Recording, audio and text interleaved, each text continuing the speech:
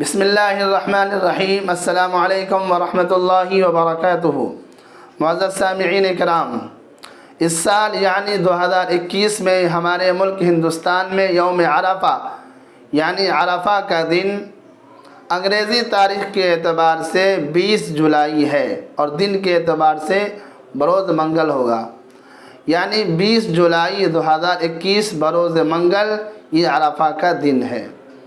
لہذا جو شخص عرفہ کے دن کا روزہ رکھنا چاہے تو اس کو چاہیے کہ منگل کی رات یعنی منگل کے دن سے پہلے جو رات آئے گی اس میں صبح صادق سے پہلے سحری کھا کر فارغ ہو جائے، پھر منگل کے دن سورج کے ڈوبنے پر روزہ افطار کر لیں، تو یہ 2021 میں ہمارے ملک